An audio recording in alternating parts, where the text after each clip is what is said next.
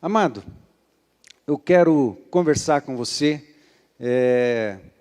sobre 4 verdades, em cima de uma palavra que eu pus um tema, que é chamas de amor. Nós temos orado por isso, temos orado para que o Senhor nos incendeie com chamas de amor e chamas de missões, né? E levando em conta a nossa reunião de líderes domingo passado, numa palavra que o Reginaldo deu ênfase e que achei que foi muito, muito pertinente, também de unidade. Unidade, amor e missões. Que coisa mais cristã do que isso, né? Unidade, amor e missões. É coisa de Deus mesmo. Nós temos orado por isso. Temos orado todos os dias por isso. No mês passado, os líderes tiveram um compromisso de oração todos os dias, no período das 7 às 8, em algum momento entre as 7 às 8, orar pelas células, orar por você, né, pedindo isso, chamas de amor, chamas de missões. A igreja do Novo Testamento é uma igreja que vive no amor, Deus é amor, né? Como se fosse possível definir Deus, mas o Novo Testamento tem uma expressão que tem essa ideia, Deus não pode ser definido, mas se isso é possível, usando a nossa língua e uma frase que dá essa ideia, o Novo Testamento define Deus como sendo amor. Deus é amor. E essa é uma ênfase no Novo Testamento. E a gente entende que o cristianismo, a vida cristã, é vivida num ambiente do amor de Deus, no ambiente do amor para com o próximo e no ambiente de um amor terapêutico, de um amor curador no nosso próprio coração. Nós não sabemos nos amar direito, nós não sabemos amar as pessoas direito. Isso foi prejudicado em nós quando nascemos por causa do pecado, Não tem a ver com os nossos pais, tem a ver com uma herança que recebemos de pecado desde Adão. Nós não sabemos direito conviver com amor, nem amar direito a gente sabe. Tanto não sabemos que quando a Bíblia fala que Deus é amor e que Deus ama mais do que qualquer um, e num amor incompreensível, muitas vezes a gente não entende quando no amor Deus nos disciplina, quando no amor Deus tira coisas de nós, quando no amor Deus nos repreende, quando no amor Deus provoca algumas dores na nossa vida, quando no amor Deus permite que a gente passe por problemas, por lutas, por dificuldades, quando no amor Deus permite que a gente tenha dores no corpo, dores na alma, alguns gemidos e entremos em alguns desertos, em alguns vales de aflição, em alguns vales de morte. Isso não desfaz o fato de Deus ser amor e também não desfaz o fato de Deus nos amar, mas a gente fica questionando. Isso é uma mostra de que a gente tem que entender Deus e tem que entender o que é de fato amor, para entender como que a gente vai viver nessa dimensão da melhor forma possível. E quando a gente compreende Deus, vai conhecendo Deus, essa ambiência de amor é totalmente terapêutico. A palavra de Deus fala que onde há o amor lança fora todo medo, todo tipo de medo, todo tipo de temor. Então a presença de Deus no nosso coração, na nossa alma, é poderosamente curador, poderosamente terapêutico.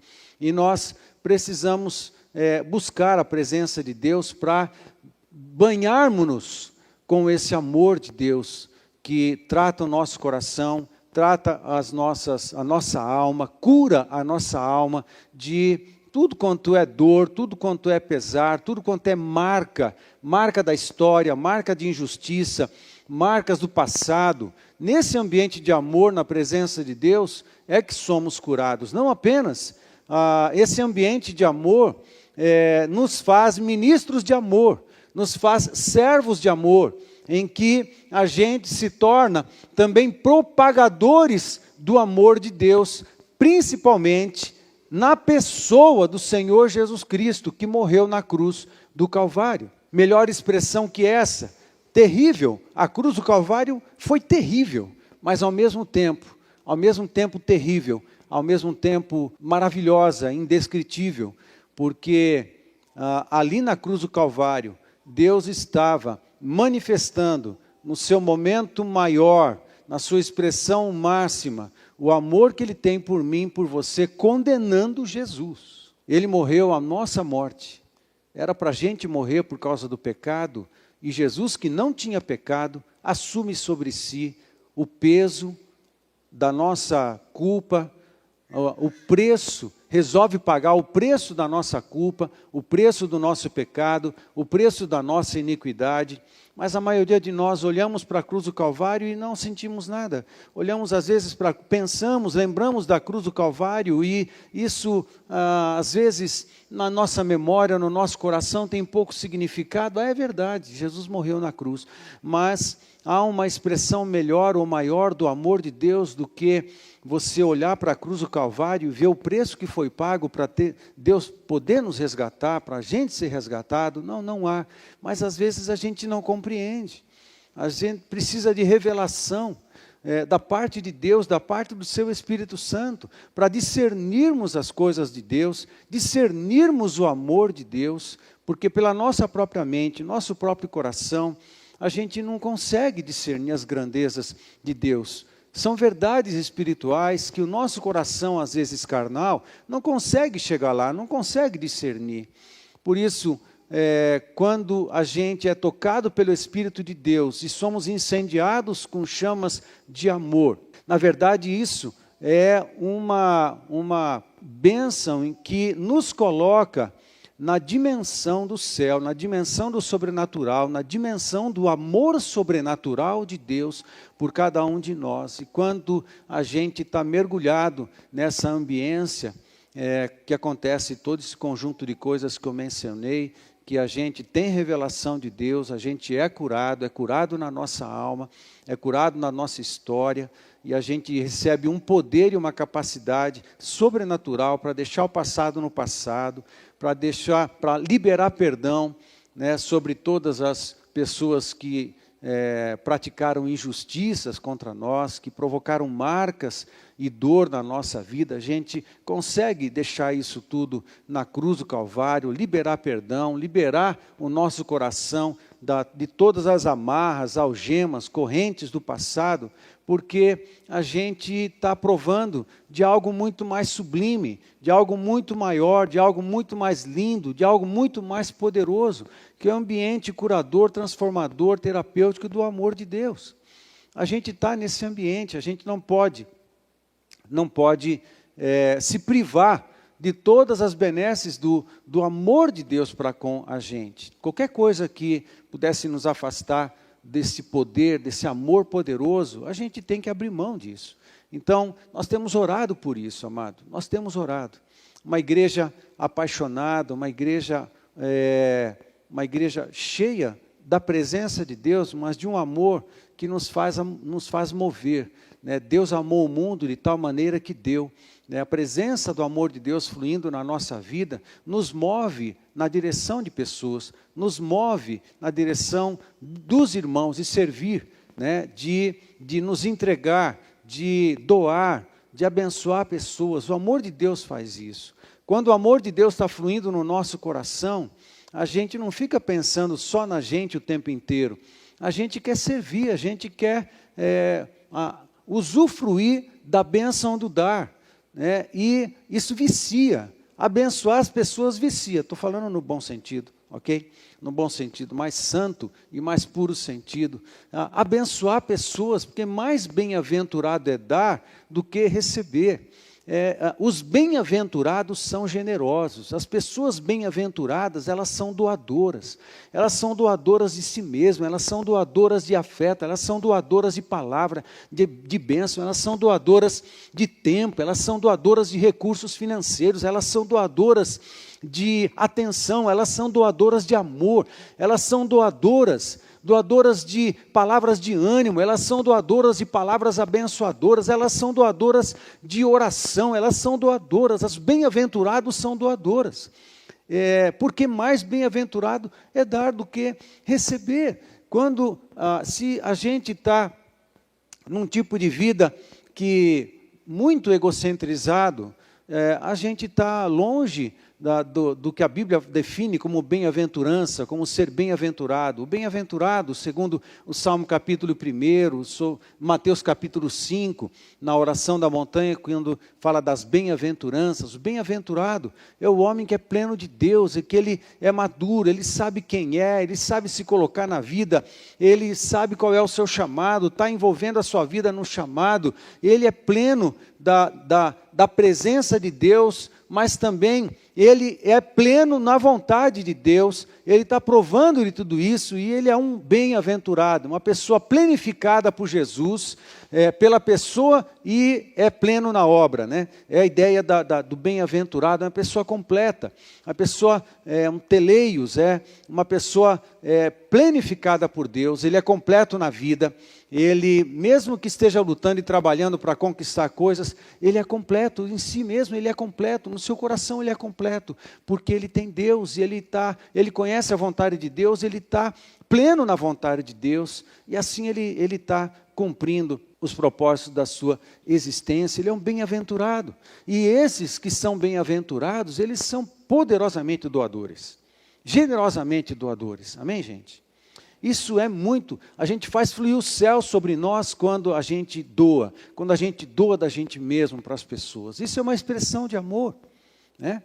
A gente não vai conseguir provar o máximo de amor de Deus numa postura egocêntrica ou egoísta. A gente não prova o máximo de Deus numa postura egoísta. A gente se faz igual a Deus, pelo poder de Deus, pela graça de Deus e pelo Espírito Santo de Deus em nós, a gente se assemelha a Jesus, se assemelha a Deus pelo Espírito Santo em nós, quando a gente se torna doador tanto quanto Jesus foi, se torna amor, mas amar as pessoas tanto quanto Jesus foi. Na mesma medida? Não, a gente não consegue na mesma medida. Na medida que o Espírito Santo nos leva a amar, nos leva a servir, nos leva a nos doarmos, né? Então, e assim a gente se assemelha a Jesus. Aí a gente vai se sentindo cada vez mais completo. Se há algum vesquício, alguma coisa no nosso coração relacionado ainda, eu vivo a minha vida só para mim, eu vivo a minha vida para me fortalecer, para me dar bem, para Deus me abençoar, para eu continuar vivendo a minha vida da melhor forma possível, isso aí não é cristianismo. Amado, isso não é cristianismo, né? Isso é um falso cristianismo. Como se, não, eu vou para a igreja, eu peço oração para o pastor e tal, para liderança, eu quero ser abençoado, orem por mim sempre, eu quero sempre ser muito abençoado, muito fortalecido, para eu continuar vivendo bem, confortável e fazendo as minhas coisas. Isso não é cristianismo.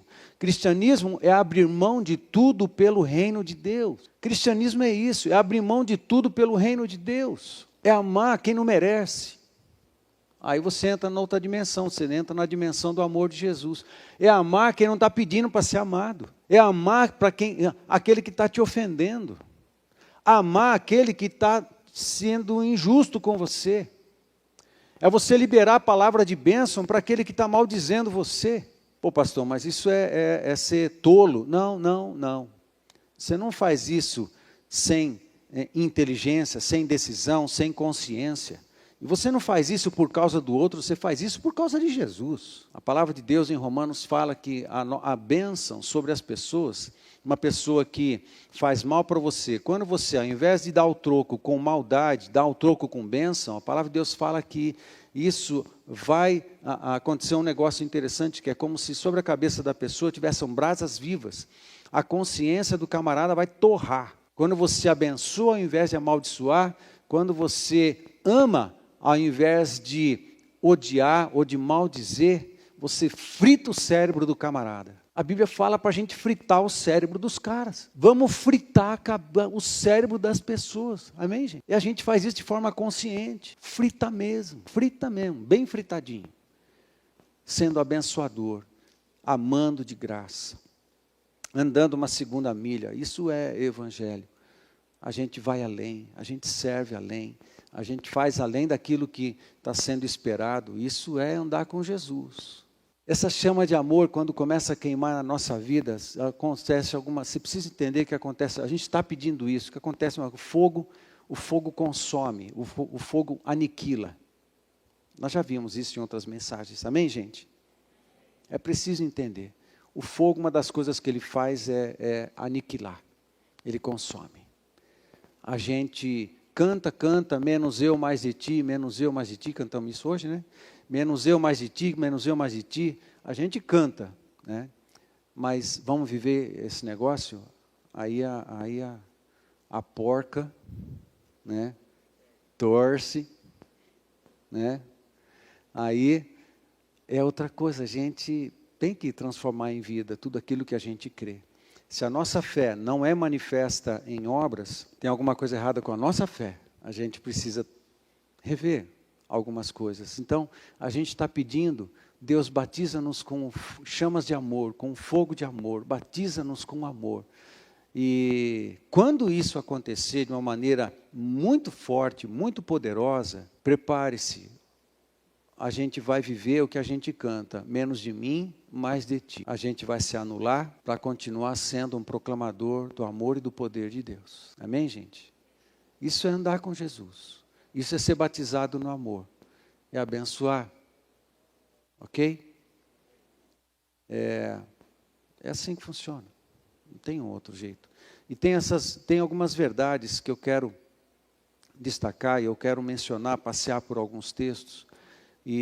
Mas de todos os textos que eu vou passear aqui com você, eu quero dar ênfase apenas em 4 verdades. Aí eu vou ler alguns textos e você vem me acompanhando e eu vou comentar alguma coisa. Tudo que eu conversar a partir de agora está apontando para essas 4 verdades que eu quero destacar para você nessa noite. Amém, gente? Amém.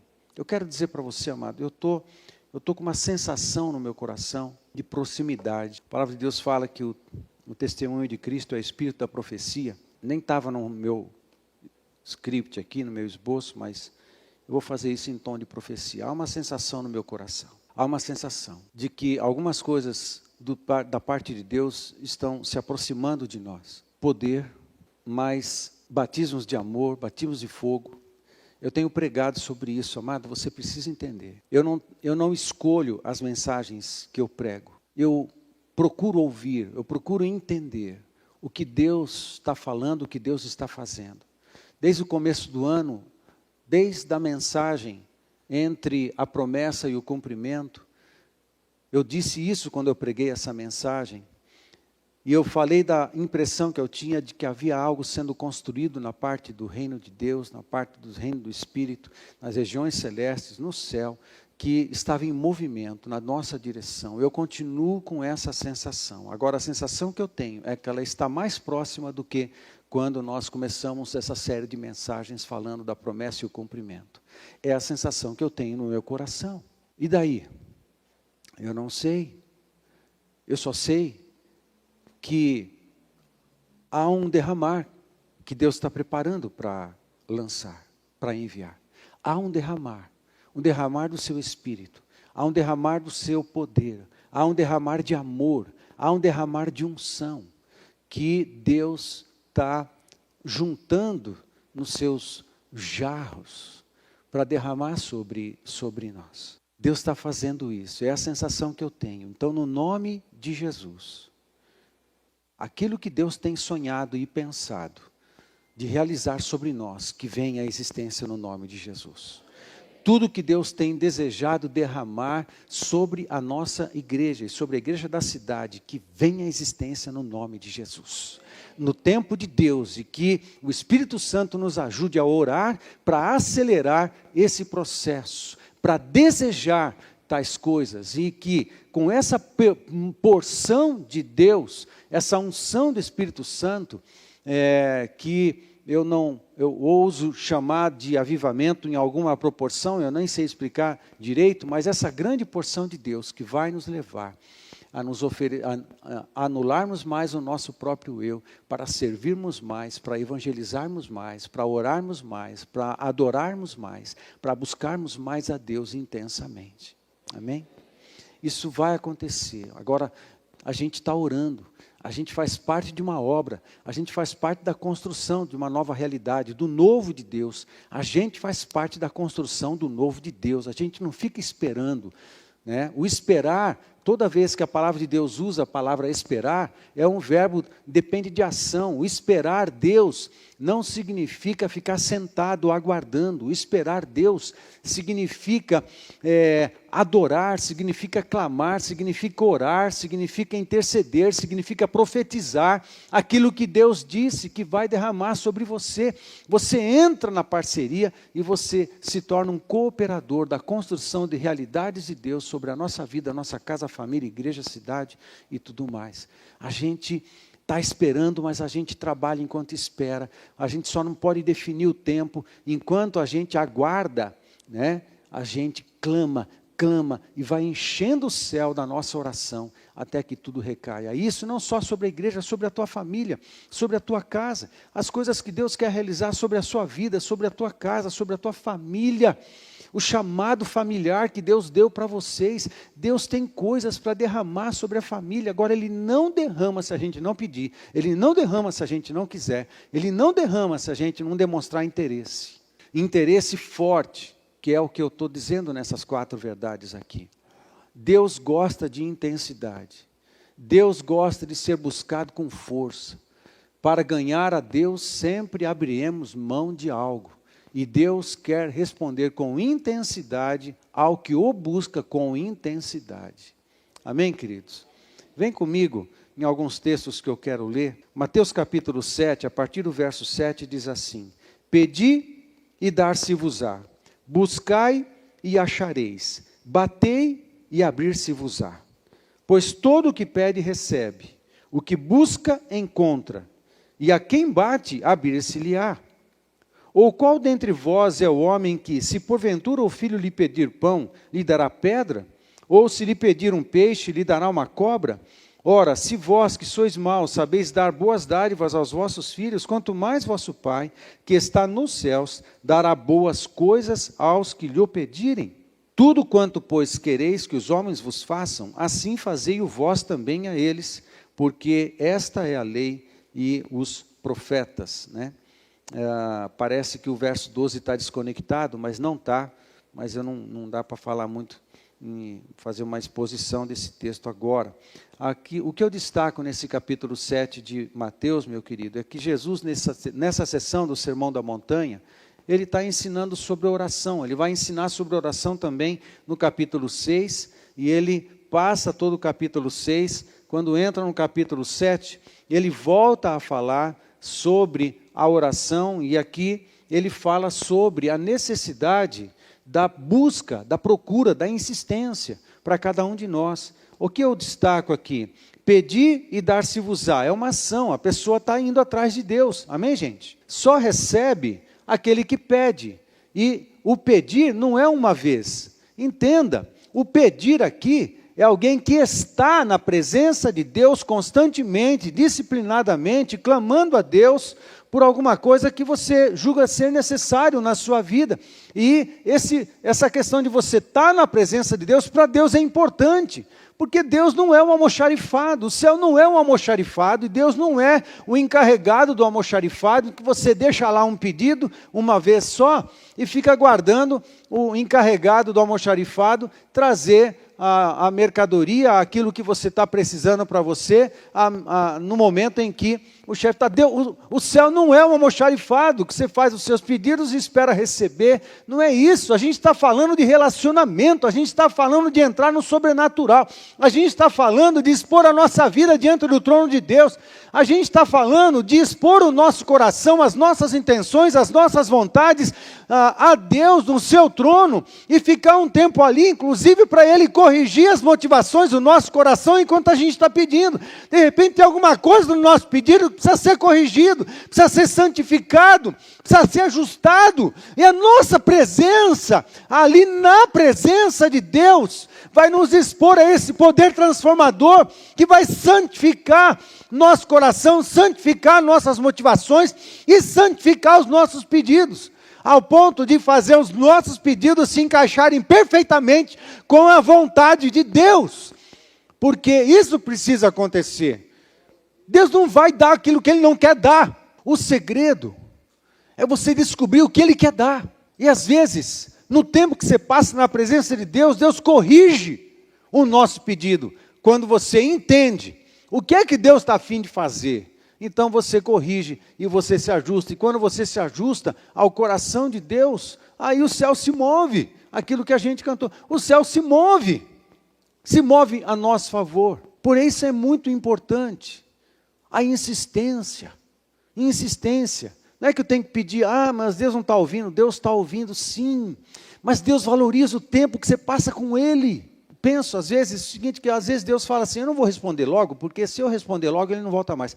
Amados, tem pessoas, e ainda hoje, tem pessoas que nos procuram no meio de semana, manda WhatsApp para a gente, pastor, ora, estou passando por uma aflição, a gente entra em oração, a gente ora, a gente conversa, a gente fala, e aí uma semana, 2, 3, um mês, 2, e aí irmão, aí de repente ele silencia, puf, não vem na igreja e também não volta a mandar recado nem nada, nem dá retorno de nada, falou assim, aí, amado, como é que você está? Manda aí um retorno, como é que você está nas lutas de oração, não sei o quê, me dá uma posição, não pastor, já está tudo bem, muito obrigado. Talvez ele pense que a igreja seja um almoxarifado e o pastor seja encarregado do almoxarifado. Não, gente, não funciona desse jeito. Quer dizer, você recebe e depois para de orar e para de buscar a Deus. Não funciona desse jeito. Eu acredito que às vezes Deus fala assim, eu vou segurar a onda um pouco esse cara, porque eu quero ele perto de mim mais um pouquinho. Porque enquanto ele está me buscando, eu estou santificando ele. Enquanto ele está me buscando numa necessidade, eu estou tratando o coração dele. Ele vai ficar exposto, eu vou poder falar com ele, me revelar para ele, e ele vai ser convertido. O coração dele vai ser convertido. E ele vai estar mais na minha presença. Eu acredito que Deus faça isso, em muitos casos. Porque Ele valoriza a nossa presença. Não é o que a gente precisa, porque o que a gente mais precisa é de Deus mesmo. Não que Ele possa dar, mas é dele mesmo. Pedi e dar-se-vos-á, buscai. Olha a intensidade. Tem que bater. Tem que pedir, tem que buscar, buscai e achareis. E tem que bater, é ação. É alguém que está indo para cima, alguém que está indo atrás, alguém que está caçando Deus, alguém que está caçando uma resposta, alguém que está perseguindo Deus, alguém que está perseguindo uma revelação, perseguindo uma resposta. Essa postura é importante para Deus. Amém, gente? E Jesus fala assim, pode permanecer, que você vai ser respondido. Pode permanecer, que Deus vai falar com você. Pede mesmo, porque dar-se-vos-á. Buscai, que você vai achar. E batei, porque vai se abrir para você. Uma hora a porta abre. Então permanece na presença de Deus. Não desiste. Continua. Amém, queridos? Continua firme. Todo que pede, recebe. O que busca, encontra. Olha como Jesus repete, ele dá ênfase, né? E quem bate é policiar. Aí ele lembra da bondade de Deus e fala, vai acontecer. E em cima dessas verdades, a gente está em 21 dias de oração e jejum. Amém, gente? Amém? Tem os motivos sendo compartilhados nas nossas redes sociais. Aí, associado a esse texto, esse ensino de Jesus no Sermão da Montanha, no capítulo 7 de Mateus, está em algumas parábolas, né? Jesus volta, parece que a enfatizar algumas coisas, ensino sobre o reino de Deus em Mateus capítulo 13, ensinando sobre o reino de Deus, eu destaco 3 parábolas aqui, parece que tem uma relação com esse ensino de Jesus sobre oração, e essa persistência, e essa insistência na sua presença. Capítulo 13 de Mateus, o verso 44 é uma parábola, 45 e 46 é uma outra parábola, e 47 a 50 é uma outra parábola. Eu quero destacar essas parábolas. A primeira, que está só no verso 44, é a parábola do tesouro escondido. O reino dos céus é semelhante a um tesouro oculto no campo, o qual certo homem, tendo-o achado, escondeu. E, transbordante de alegria, vai, vende tudo o que tem e compra aquele campo. O reino dos céus é semelhante a um tesouro oculto no campo, o qual certo homem, tendo achado, escondeu. e transbordante de alegria vai e vende tudo o que tem e compra aquele campo. Com todo cuidado em fazer comparações nas parábolas, é preciso sempre ser cuidadoso quando você interpreta uma parábola, mas é um verso só e eu ouso fazer algumas comparações. Talvez o campo aqui, como eu falei, o reino dos céus é comparado, né, é semelhante a um tesouro oculto no campo. Pensa no reino de Deus como um campo. Qual é o tesouro? O maior dos tesouros no reino de Deus é o rei. O rei define tudo. Amém, gente? O campo é o reino de Deus. E o nosso maior tesouro é o próprio rei. É o próprio Jesus. Quando a gente acha... Agora, a gente só vai achar Jesus no lugar certo. Não é em qualquer lugar. Quando a gente acha Jesus, a gente abre mão de tudo que for preciso para estar com Jesus. É interessante que ele fala na parte B do verso, vende tudo o que tem. Jesus podia ter falado, abre mão de muitas coisas para. Não. A ênfase está também na segunda parábola. Vende tudo o que tem. Amado, é preciso entender. É preciso entender. Para você viver na plenitude da vontade de Deus. Para você viver nas dimensões altas da intimidade do coração de Deus. Você precisa considerar o tudo na sua vida como secundário. É lógico que na prática, Deus não está dizendo para você sair daqui agora e vender o seu carro e fazer e dar para os pobres o dinheiro do seu carro, vender a sua casa, abrir mão da sua empresa. Não é isso que Jesus está falando. Não, não é isso. Mas o que ele está falando aqui é, tira as coisas do primeiro lugar no seu coração e coloca o tesouro, o seu maior tesouro, que é o rei. A sua empresa tem que estar no devido lugar no seu coração. Os seus negócios precisam estar no devido lugar no seu coração. A sua família não pode ocupar um lugar maior do que Jesus no seu coração. Tudo tem que ficar em algum plano, em algum lugar, na hierarquia do seu coração, desde que Jesus esteja no primeiro. E se for preciso abrir mão de um monte de coisa na sua vida, pelo rei, pelo maior valor, você vai fazer isso. E o texto não economizou e nem amenizou, nem pegou leve. Vendeu tudo o que tinha. Amado, isso é intenso.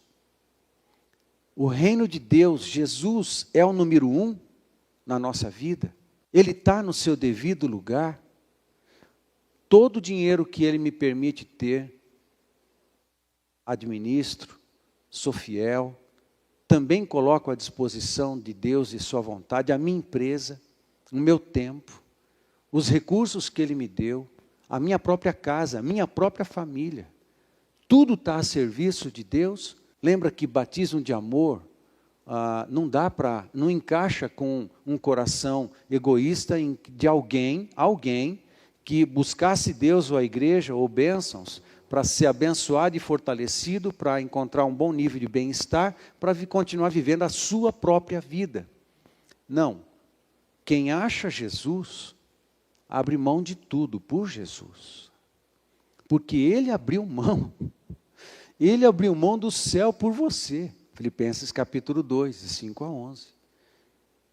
Sendo Deus, não levou em conta o ser Deus e tudo que Ele tinha, abriu mão de tudo, se esvazia da sua glória, torna-se servo. Nós cantamos isso hoje.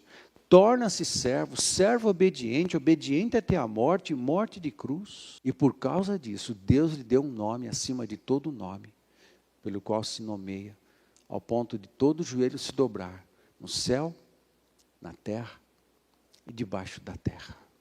Alguém diz que se demônio não tem joelho, vão quebrar as pernas para dobrar. Mas que vai dobrar, vai dobrar. O duro é que quando a gente não dobra, quando a gente não se dobra, a gente tem que aprender a se dobrar. Amém, queridos? Parábola. É algo muito radical que está acontecendo aqui. Há outra parábola, a parábola da pérola. O reino dos céus é também semelhante a um que negocia e procura boas pérolas. E tendo achado uma pérola de grande valor, vende tudo o que possui. De novo, radical. Tudo o que possui. E a compra. Jesus vale a pena ou não vale a pena? O reino dos céus vale a pena ou não vale a pena? A gente só precisa colocar Jesus no devido lugar na nossa vida e no nosso coração, ao ponto da gente de fato diminuir de nós mesmos e Ele passar a viver. E Jesus passar a ser visto na nossa vida e no nosso viver. Quando a gente olha, quando a gente age, quando a gente faz, quando a gente não faz alguma coisa, Jesus é visto em nós. Amém, queridos? É tudo. Não é menos que tudo.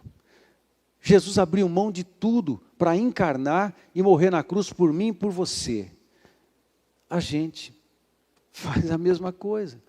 A gente vai abrir mão de tudo que for preciso, para a gente amar mais a Jesus. Para a gente andar com Jesus em obediência. Vocês estão comigo? Eu estou falando baixinho assim, tranquilinho. Está dando sono em você ou não? Não? Porque essa mensagem, eu estou tranquilinho, mas ela é meio do tipo vai ou racha, sabe? É uma mensagem do tipo vai ou racha que eu preguei nos jovens outro dia lá. É mais ou menos essa aí. Sabe, amados, na proximidade da segunda vinda de Jesus, e a gente está bem pertinho disso, o amor de muitos esfriaria. O amor de muitos esfriaria. Sabe de uma coisa? Uma coisa que eu comentei na classe de integração hoje. A Bíblia diz que o amor de muitos esfriaria sim, mas tem uma coisa que sempre acontece em momentos críticos da história, em momentos importantes da história, nos dias do Senhor da história, que é a evidência. Nada fica em cima do muro, não tem lugar para morbidão, fica tudo muito claro. Quem é frio, quem é quente é quente. Quem está na mentira, fica evidente que está na mentira, quem está na verdade, fica evidente que está na verdade. Amém? Quem tem um coração injusto e maldoso e desonesto vai ficar evidente. E quem tem um coração já santificado pelo Espírito Santo de Deus, isso também vai ficar evidente. Nas proximidades dos momentos mais importantes da história, essa unção de verdade recai sobre todo mundo. Isso não está acontecendo no Brasil? Há muitos anos? Até no ambiente da política e tudo mais? Nos últimos anos parece que ninguém está escondendo mais nada, todo mundo está falando quem é de verdade. Está todo mundo revelando qual é a sua ideologia, está todo mundo falando de fato no que acredita. Está sendo tudo mais evidente, mas isso é típico de momentos na história, próximo de curvas na história, em que muitas coisas importantíssimas estão acontecendo, eventos importantíssimos e cruciais na história, páginas serão viradas, haverá um momento em que alguma página importante da história está para ser virada, e nesses momentos críticos, isso é comum de acontecer. A evidência, quem é, quem não é, fica muito claro as coisas. Batismo de amor. Se, de um ponto de vista, o amor de muitos esfriará, mas nós queremos um batismo de amor, para a gente continuar firme como trabalhadores da última hora, realizando a vontade de Deus, custe o que custar. É do tipo vai ou racha essa palavra. Não tem meio termo, não tem lugar para morno. Os mornos são vomitados, a lá Laodiceia. Do tipo da igreja de Laodiceia, de Apocalipse capítulo 3, uma das igrejas da Ásia ali, né? Essa é a parábola, vende tudo o que possui e compra, algo se perde e algo se ganha, não dá para ganhar coisas de Deus sem perder coisas do mundo. A palavra de Deus mesmo fala, quem quiser fazer-se amigo do mundo, constituir-se-á inimigo de Deus, mas quem quiser ser amigo de Deus, far-se-á inimigo do mundo. Não estou falando romper com seus amigos, estou falando dizer não ao pecado, estou dizendo se posicionar contra a injustiça, se posicionar contra a falsidade, parar de falar mentira, parar de falar que faz e não faz, parar de dizer que vai e não vai, parar de dizer que chega na hora e não chega. Sim, sim, não, não. Isso é coisa do mundo. Quem é do mundo age assim. Os filhos do reino não agem assim. Os filhos do reino, quando diz que vai, vai. Quando diz que faz, faz. Quando diz que paga, paga. Quando diz que dá chocolate, dá chocolate. Os filhos do reino têm só uma palavra. Não tem meia mentira, nem meia verdade. É preciso cuidar. Os filhos do reino são assim. A terceira parábola. O reino dos céus é ainda semelhante a uma rede que, lançando ao mar, recolhe peixes de toda espécie. E quando já está cheio, os pescadores arrastam-na para a praia e, assentados, escolhem os bons para os cestos e os ruins deitam fora.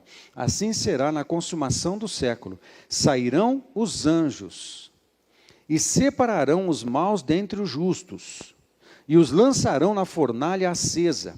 Ali haverá choro e ranger de dentes. Preste atenção. Eu estou pegando uma sequência de textos em Mateus capítulo 13.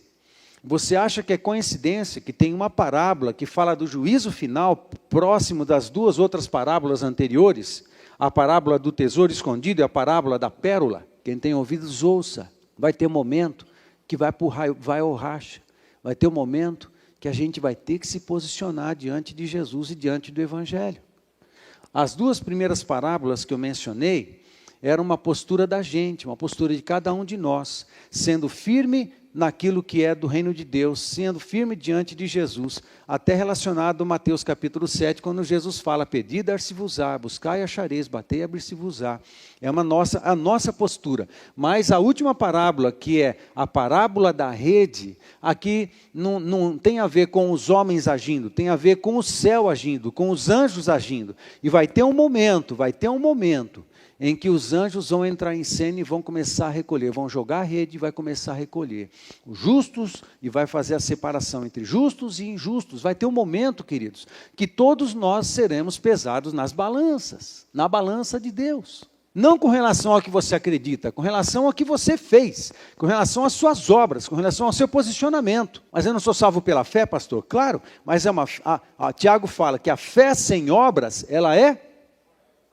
Portanto, a fé tem que produzir obras e frutos do Espírito, frutos de Deus, frutos do reino de Deus, do caráter de Cristo, porque a minha fé em Jesus me transformou, e agora há um processo constante de transformação que o Espírito Santo vem fazendo na minha vida, ao ponto de trabalhar e forjar a semelhança de Jesus na minha vida e no meu caráter. E de repente, a semelhança de Jesus é vista na minha vida e nas obras da minha vida. Obras de amor, obras de evangelização, obras de generosidade, obras de bondade, em que, pelo amor de Deus que há em mim, eu amo de graça, eu abençoo de graça, eu me dou de graça, e assim eu sou como Jesus. Amém? Nós não seremos jogados pelo que a gente acredita. A gente acredita e pela fé nós somos projetados na dimensão do reino de Deus. A partir daí, é o que a gente faz com o que a gente acredita. Pode ver as parábolas todas que falam do julgamento, as parábolas escatológicas, tudo que aponta para o final, e até nos textos de Apocalipse, quando fala do julgamento, nós não seremos julgados pelo que cremos, nós seremos julgados pelas nossas obras, pelo que fizemos ou deixamos de fazer. Então tem alguma coisa que a gente tem que fazer na nossa vida. Não é acreditar e no final de semana vem para a igreja. Não, é o que você faz com a tua vida de segunda a sábado. É obra mesmo. É o que você vai fazer com o que Deus tem te dado. Deus tem te dado dons espirituais. Deus tem te dado talentos. Deus tem te dado inteligência. Deus tem te dado recursos. Deus tem te dado chama. Deus tem te dado Espírito Santo. Deus te deu perdão. Deus te deu salvação. E aí? O que você vai fazer com tudo isso? O dom é para colocar a serviço do outro. O talento é para colocar a serviço do outro. Os recursos que Deus tem te dado é para suprir você, mas também parte dele é para colocar a serviço do outro. Porque nós vivemos um para o outro. Igreja é relacionamento, é gente abençoando gente. Não é assim na Trindade? Qual é o nosso padrão? O padrão é a Trindade. Não é assim na Trindade? Um coopera com o outro e todos realizam a obra. O nosso padrão é a Trindade. Tudo que Deus nos dá, a gente coloca de novo a serviço um do outro e da vontade de Deus também. É assim. Isso é evangelho, isso é vida cristã. Amado, avalie teu coração. Se você tem vivido só para si. Se Jesus não é o primeiro lugar na sua vida. Que seja. Porque haverá um momento que a rede vai ser lançada. E nós seremos julgados. Lembra que eu comecei falando que às vezes a gente não entende o amor de Deus, a gente apanha de Deus, sofre, geme, e a gente não está entendendo nada. Amém? Eu estou pregando essa palavra porque eu amo você. Eu não estou preocupado, está muito empolgado aqui, eu estou preocupado em que o Espírito Santo esteja cozinhando o teu coração e avaliando, ajudando a gente a entender se Jesus não é o primeiro. E se ele não for o primeiro, então é preciso fazer uma conversão. É preciso colocar Jesus em primeiro lugar. Mas pastor, o que significa colocar Jesus em primeiro lugar? Coloca Jesus em primeiro lugar aí. Busca Jesus, a sua vontade, em primeiro lugar. Amém, gente? Aí, intensidade. Tudo isso que eu estou falando tem a ver com essas 4 verdades aí. Essa intensidade, eu vejo quando eu vou para Jeremias capítulo 3, verso 10, que fala assim: apesar de tudo isso, não voltou uma crítica de Deus através do profeta para o povo de Judá. No verso 10 do capítulo 3 de Jeremias, apesar de tudo isso, não voltou de todo o coração para mim a sua falsa irmã Judá, falando de Israel, falando de Judá, mas fingidamente diz o Senhor. Voltamos para Deus, mas não havia, essa volta para Deus, ela não foi de todo o coração. Parece que Deus estava esperando isso. Deus estava esperando que o povo voltasse no tempo de Jeremias, e isso pré-cativeiro babilônico. Deus estava esperando que o povo voltasse para Deus com força e amando a Deus mais do que qualquer coisa. Deus estava esperando isso. Deus sabia, claro que Deus sabia, mas Deus estava esperando isso. E Deus fala assim: não, eles não estão me voltando porque me amam. Eles estão me voltando porque eles estão na iminência de serem mortos por Nabucodonosor. Às vezes Deus aperta o calo na gente, Deus aperta o cinto na nossa vida para a gente buscar Ele. E a intenção é que o amor intensifique nessa relação e nessa busca. Mas o problema é quando há fingimento e a falsidade. Evidentemente, eu não estou dizendo que isso acontece com você, eu estou dizendo, do ponto de vista de Deus, tentando focar no coração de Deus, como para Deus é importante. Como para Deus é importante vontade. Como para Deus é importante intensidade. Como para Deus é importante gana. Como para Deus é importante essas coisas. A gente está em jejum e oração. Como para Deus é importante você fazer o teu tempo de oração nesses 21 dias e falar: Deus, eu estou deixando de comer isso e aquilo por causa do Senhor. Eu estou entrando nesse tempo de oração, nesse horário em que não é normal para mim, mas eu estou entrando por tua causa. Eu quero estar na tua presença. E Deus fala assim: uau, que legal, estou muito feliz com isso. Que bom que você está me buscando. Que bom que você está orando. Fica mais comigo, fica mais comigo. Deus está esperando isso. Amém, gente? Aí você vai para Jeremias capítulo 24, verso 7 e lê assim: dar-lhe-ei coração para que me conheçam que eu sou o Senhor. Eles serão o meu povo e eu serei o seu Deus, porque se voltarão para mim de todo o seu coração. Esse verso 7 do capítulo 24 de Jeremias é uma profecia. Dar-lhe-ei coração. Deus é quem aquece o nosso coração. Isso é uma boa notícia. Nós não temos poder para amarmos a Deus mais de nós mesmos. Não sou eu que faço isso. A única coisa que eu posso fazer é dizer para Deus: Deus, eu vou buscar o Senhor mais, porque eu quero amá-lo mais. Agora, quem vai aumentar esse volume dentro de nós é o próprio Deus. E Ele está dizendo aqui: eu vou colocar um coração. Amados, se hoje você orar comigo uma oração que eu quero orar, a gente pedir a Deus para fazer isso, Deus vai fazer. Incendiados, gente queimando de amor por Deus. Pai, onde nós não sabemos ligar essa chama, onde que liga não sei, agora eu posso pedir para o Senhor fazer esse negócio, então vai fazer. Jeremias 29, 13, buscar-me-eis e me achareis, quando me buscardes de todo o vosso coração. Deus não está escondido, só que Ele não se dá a conhecer para quem busca meia boca. para quem não busca muito, para quem não quer muito. Deus não está escondido, Ele tem prazer em se dar a conhecer, Ele tem prazer em se revelar para todos nós. Mas Ele não faz isso, Ele continua escondido para quem lida com isso de qualquer jeito.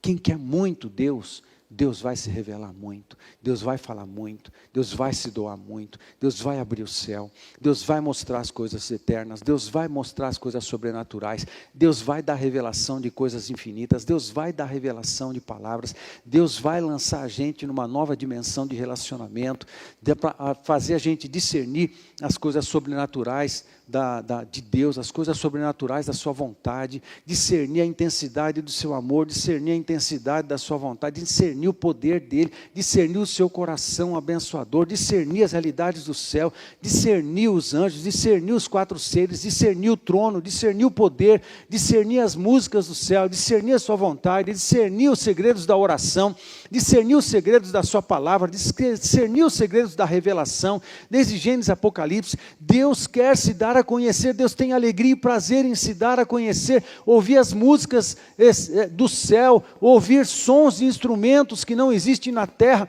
mas existem no céu, visões de anjos, visões de coisas do futuro, visões a respeito da família, visões a respeito dos filhos, visão a respeito do chamado familiar, visão a respeito do casamento, dos filhos, visão a respeito de palavras que Deus está liberando, visão a respeito de construções que Deus está fazendo no céu e quer liberar. Deus tem prazer em se dar a conhecer, mas para quem busca de verdade, para quem quer muito essas coisas, Deus dá a conhecer todas essas coisas. Deus dá. Lucas 10, Jesus fala isso, e isto ele respondeu quando questionado por alguns fariseus quanto ao maior mandamento. E Jesus responde: amarás o Senhor, teu Deus, de todo o teu coração, toda a tua alma, todas as tuas forças e todo o teu entendimento. Não dá para pensar em algo mais intenso do que isso na Bíblia. Por isso tem que amar forte, Deus gosta de ser buscado com força. Amém, queridos? Deuteronômio capítulo 6, verso 5, e muitos em todo o Antigo Testamento: amarás, pois, o Senhor teu Deus de todo o teu coração, toda a tua alma e de todas as tuas forças. Amados, muito mais de Deus, muito mais de Deus. Tem um livro escrito por Tom Tenney, chamado Os Caçadores de Deus. Quem já leu esse livro? Quem conhece esse livro? Os Caçadores de Deus. Tom Tenney, tem um texto na página 13 desse livro, que eu destaquei, eu quero ler para você. Ele estava num processo de buscar Deus também, Tom Tenney, e estava desesperado buscando a Deus, e ele tem uma experiência, ele registra essa experiência na página 13, e eu vou ler aqui para você. Na manhã seguinte, ele estava num evento, ele ia pregar nesse evento, ok? Na manhã seguinte, entramos no prédio às 8h30 para o culto dominical, esperando ver aquela multidão sonolenta, ok? Vou começar de novo. Fique atento. Na manhã seguinte, entramos no prédio às 8h30 para o culto dominical, esperando ver aquela multidão sonolenta com sua adoração desinteressada. Enquanto me encaminhava para sentar na primeira fileira, a presença de Deus já estava naquele lugar, de uma forma tão intensa, que o ar estava denso, mal podíamos respirar. A equipe de louvor visivelmente se esforçava para continuar ministrando. Lágrimas jorravam. Estava cada vez mais difícil tocar. Finalmente a presença de Deus pairava tão fortemente que eles não mais conseguiam tocar ou cantar. O dirigente de louvor rompeu em soluços atrás do teclado. Se houve alguma boa decisão que já tomei na vida, foi a daquele dia. Eu nunca tinha estado tão perto de pegar Deus e não iria parar. Então, falei para minha esposa, Jenny: continue a nos conduzir a Ele. Jenny sabe como levar as pessoas à presença de Deus através da intercessão e do louvor. Calmamente, colocou-se à frente e continuou a facilitar a adoração e ministração ao Senhor. Não era nada sofisticado, era algo singelo, era a retribuição mais apropriada àquele momento. A atmosfera me lembrava a passagem de Isaías capítulo 6, algo que li e até mesmo ousei sonhar que poderia experimentar um dia. Nesta passagem, a glória do Senhor encheu o templo. Nunca entendi o que significava a glória do Senhor encher um lugar. Já havia sentido Deus muito próximo, mas daquela vez, em Houston, quando pensava que Deus já estava presente, mais e mais sua presença enchia o santuário. É como a cauda de um vestido de noiva que, mesmo depois de entrar da entrada da noiva na igreja, continua a entrar após ela. Deus estava lá. Não havia dúvidas quanto a isto. Porém, cada vez mais, dele continuava entrando no lugar até que, como em Isaías, literalmente encheu o templo. Algumas vezes o ar ficava tão rarefeito que se tornava muito difícil de respirar. Parecia que o oxigênio vinha em pequenas porções. Soluços abafados percorriam a sala. Em meio a tudo isso, o pastor veio a mim e perguntou: Tommy, você está pronto para assumir o púlpito? Que pergunta para um pastor numa situação dessa. Eu creio que nós provaremos momentos. Eu, particularmente, já provei muitos momentos assim, provavelmente a maioria de todos que aqui estão já provaram momentos assim. Quem já provou momentos assim de presença de Deus que chegou a faltar o ar? A presença era tão grande que o peso era tão grande sobre você que você mal conseguia levantar da cadeira, né? E que você não conseguia nem se mover de temor por causa da consciência, não só a consciência, mas da experiência, da presença da glória naquele lugar. Você não podia nem se mover de tanto temor. Eu também já provei muitas experiências assim. Amados, nós queremos mais. Nós queremos mais. Nós queremos mais de Deus. Nós queremos mais de Deus. Muito mais. No ano de 98, nós estávamos na Argentina. No ano de 97, perdão. Estávamos na Argentina, eu não lembro bem o mês, acho que era o mês de agosto. Um frio enorme. Estávamos participando de uma conferência chamada Clínica Pastoral.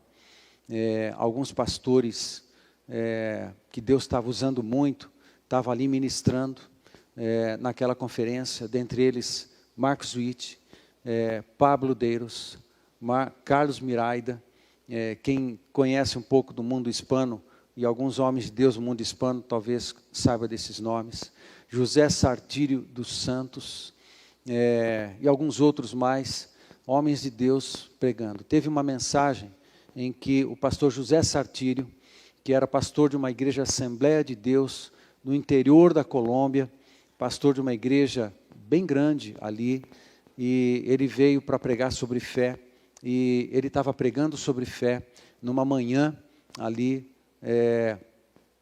e nós estávamos numa turma de 30 pastores do Brasil, participando dessa clínica pastoral, e estávamos lá, muita presença de Deus, muita gente orando, foi um tempo de busca de Deus, de caçar Deus, de perseguir Deus, algo muito especial. E naquela manhã, pastor José Sartírio estava pregando sobre fé e contando histórias de como Deus estava agindo, né, na vida da história da igreja deles, para abençoar a fé dos pastores que estavam ali presentes. Foi algo sobrenatural. Ele contou como uma montanha, eu já contei essa história aqui, como uma montanha se deslocou para eles poderem construir um templo. Ele contou muitos testemunhos poderosos de ação de Deus, maravilhosos, e a gente estava sendo muito abençoado. Mas teve um momento naquela manhã, talvez, não sei exatamente a hora, talvez fosse umas entre 10 e 11 horas da manhã, Ele estava pregando, falando de fé, falando de Deus, de presença de Deus, e de repente, eu percebo, estava sentado num auditório para 2.000 pessoas, estava sentado num canto assim, do lado direito, quando quem entrava no salão, pastores amigos próximos e tal, e nós estávamos sentados. Em algum momento, enquanto ele estava pregando, e percebemos que ele estava diminuindo o ritmo, e teve um momento ali que a glória de Deus chegou. Nunca tinha provado nada parecido com aquilo. A glória de Deus chegou, e era uma presença tão sobrenatural e tão diferente, que eu fiquei congelado na cadeira, eu não conseguia mover o pescoço, e quando senti aquela presença, eu ameacei olhar para o pastor amigo meu, do meu lado esquerdo, eu não consegui mexer a cabeça, eu só virei o olho para tentar entender se ele estava percebendo, e ele mexia um pouco a cabeça, e eu disse para ele, você está percebendo? Você está sentindo? Ele falou assim, ele, com temor, sem virar a cabeça para mim, ele disse, sim, eu estou. Uma presença que congelou todo mundo. Aí o pastor José Sartiro dos Santos para de pregar, fica em silêncio. Aí aquela presença foi aumentando, um peso sobre nós, algo que foi constrangendo o nosso coração, uma coisa surpreendente, honestamente, igual essa experiência eu nunca mais tive muitas outras, mas igual essa experiência eu nunca mais tive. Uma presença poderosa, que pesou, chegava a pesar, a gente foi entortando na cadeira com o peso da presença, da glória. A própria palavra glória, né, tem a ideia de peso também. Era a glória de Deus que estava sobre nós. Aí, e o pastor em silêncio, e o salão todo estava congelado, percebendo que Deus tinha chegado de um jeito diferente. Deus está? Sim, Deus está. Deus está aqui? Sim, Deus está aqui. Mas tem momento que Ele chega diferente. E aquele foi um desses momentos. Aí, depois de alguns instantes, em silêncio, o pastor José Sartírio, lá do púlpito, ele fala assim, ok, Ele chegou. Senhor, faça o que viestes fazer. Só isso.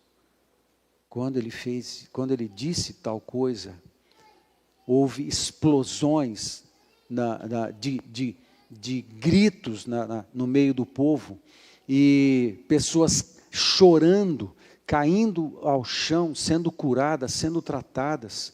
E havia um pastor que foi na nossa delegação, um pastor brasileiro, ele tinha quase 2 metros de altura, ele tinha, brincando, ele devia ter uns 130 quilos, era grande, o pastor era grande. Ele estava sentado, várias fileiras à nossa frente. Esse pastor, ele foi projetado, e foi projetado pelo menos a umas 4 fileiras de cadeira, pode ter sido mais, mas não estou querendo exagerar, pelo menos umas 4 fileiras para trás, e foi alguma coisa, e começou a acontecer um mover no salão, e tudo isso daí, e curas, e transformação. Eu fiquei congelado, eu não conseguia me mover com a presença de Deus, e Deus começou a ministrar muito ao meu coração, e um monte de coisa acontecendo, até o momento em que um dos pastores da equipe assume o microfone e fala assim, Deus está liberando o poder de cura. Por favor, comecem a trazer os nomes de pessoas que você sabe que estão doentes, ou aqui mesmo, e começou a chegar os nomes em papelzinho, aí o pastor recebia um papelzinho e falava assim, Senhor, cura fulano de tal. Aí alguém, vai ver como é que está essa pessoa. Se é daqui, vem aqui e fala o que é que está acontecendo. Começou a chegar o papelzinho com nomes de pessoas que estavam no hospital em Buenos Aires, lá nos hospitais da cidade, e estava lá fazendo, e começou a chegar. Aí quando eles oravam, Senhor, cura fulano de tal, que está no hospital tal, na cama assim, falou, vai alguém ligar para ela e ver.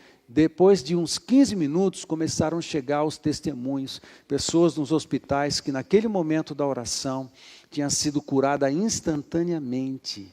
instantaneamente, não tinha mais nada, estava no leito, os médicos, as enfermeiras começaram a verificar, alguém ligou para vê como é que está fulano. Aí o testemunho das enfermeiras falou assim, olha, eu não sei explicar como, mas ele saiu daquele quadro de enfermidade e ele está todo perfeito, está com saúde perfeita. E começou a chegar testemunhos sem parar, sem parar, sem parar, sem parar. Milagres, de repente o pastor falou assim, há uma unção de poder para milagres, Deus está agindo e consertando coisas e tal. E começava a chegar os nomes, os pastores oraram, todo o grupo orando, e essa presença saturada de poder, saturada da glória de Deus, estava se movimentando. E como a gente estava enviando intercessão para outros lugares, para outras pessoas, nós sentimos que aquele lugar era um epicentro, como se fosse um vulcão explodindo de poder, enviando poder para muita gente na cidade, para outras cidades também, para o Brasil também.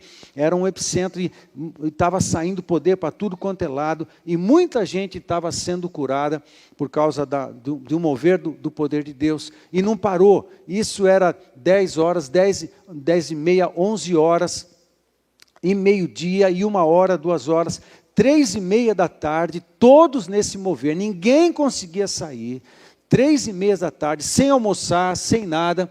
Alguns pastores tomaram o microfone e falaram assim, gente, nós não podemos emendar esse culto com a noite, porque a programação está muito extensa, então nós vamos liberar vocês para irem para almoçar, para comer alguma coisa, para logo voltar, né, para tomar um lanche, depois seguir na conferência até o resto da noite. E para sair daquele lugar, naquela situação. Foi liberado, e a gente não conseguia, porque havia uma presença diferente. Amados, eu e você temos testemunhos de coisas assim da parte de Deus. E nós queremos vivenciar muito de Deus, muito, muito, muito mais de Deus. Eu acredito que Deus está preparando coisas assim para enviar sobre todos nós. Eu acredito de verdade, porque isso está queimando no meu coração. Eu tenho orado por isso todos os dias, eu tenho orado por isso todos os dias. Eu ajoelho na presença de Deus, Senhor, faz isso, faz isso, faz isso. Incendeia-nos com teu amor, incendeia-nos com teu poder, incendeia-nos com chamas de missões, incendeia-nos com o amor que nos cure, mas que nos mova na direção de pessoas, para a gente compartilhar esse poder, compartilhar esse amor, tocando na vida de pessoas e promovendo transformação. Amados, quem quer orar isso comigo? Quem quer orar isso comigo? Por favor, né? Nós queremos orar, fica de pé comigo, vamos orar.